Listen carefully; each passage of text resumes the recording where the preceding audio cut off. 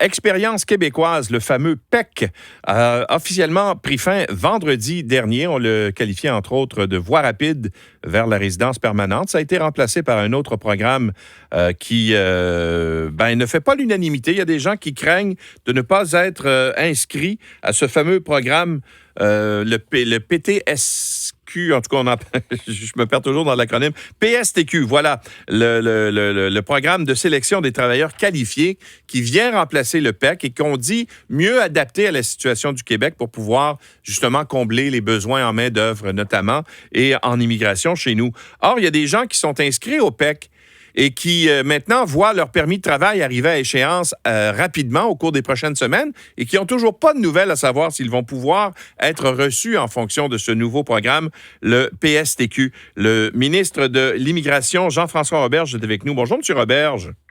Bonjour, M. Lacroix. Clarifions les choses ensemble. Allons-y. Alors là, il y a des gens qui sont inscrits au PEC.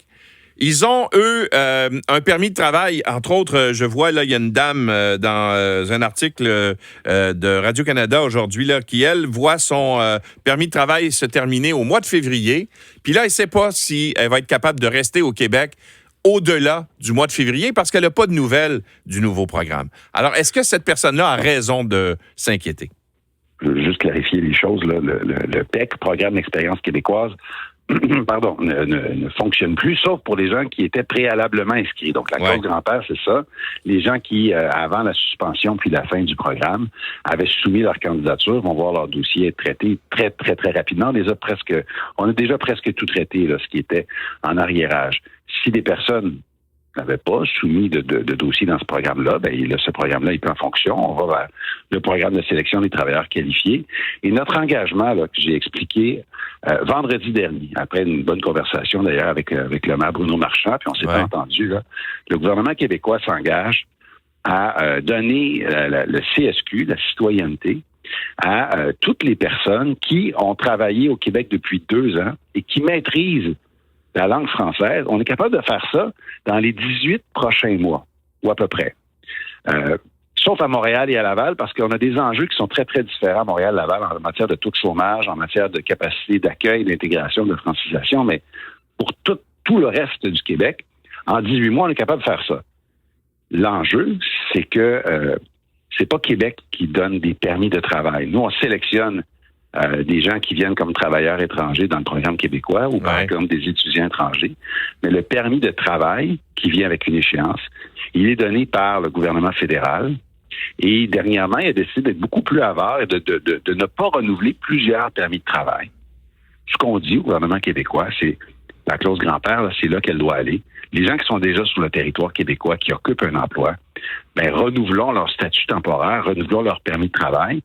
Le temps qu'ils décident s'ils veulent rester pour la vie ici, c'est pas tout le monde qui veut la résidence permanente. Il y en a qui viennent comme travailleurs étrangers, veulent retourner dans leur pays ensuite. Mais ceux qui veulent rester ici, donnons-leur le temps d'appliquer dans le programme, donnons-leur le temps d'apprendre le français si c'est pas le cas. Puis on va y arriver. Mais il n'y a pas d'urgence à retirer des permis de travail à des gens qui sont, par exemple, en Beauce ou au Saguenay depuis 3-4 ans, qui occupent un emploi. Il n'y a pas d'urgence là. Et c'est là où on demande à Ottawa de nous donner un coup de main. Bon, alors je vous cite le cas de cette Française, là. On va le prendre comme cas d'espèce, comme ça on pourra voir si effectivement ça peut la rassurer. Alors, elle s'appelle Madame Guillermic. Elle est installée au Québec, elle, depuis 5 ans. Elle veut devenir résidente permanente canadienne. Elle a déclaré son intérêt dans le cadre du PSTQ en août dernier, mais elle est toujours dans l'attente et le temps presse, dit-elle, parce que son permis de travail post-diplôme expire d'ici février 2026. Alors, est-ce qu'elle a raison de s'inquiéter? Et que ce soit pour vous une décision qui vient de vous ou du fédéral, comme vous dites, qui n'accorde pas assez rapidement les permis de résidence, est-ce qu'elle a raison de s'inquiéter? Ça va vite, le février, là. Donc, elle a son permis de travail post-diplôme, ça veut dire qu'elle est arrivée ici comme étudiante étrangère.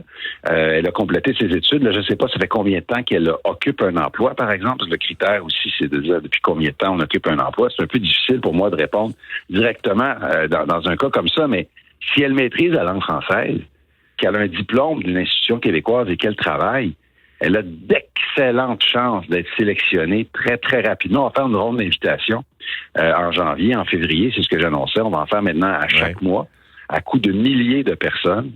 Et les profils que l'on recherche le plus, ce sont des gens, justement, qui ont un diplôme d'institution québécoise, parce qu'il n'y a pas de question là d'enjeu de reconnaissance des diplômes, de savoir si les gens vont avoir droit de pratique. Quand ils sont diplômés au Québec, ça va beaucoup mieux.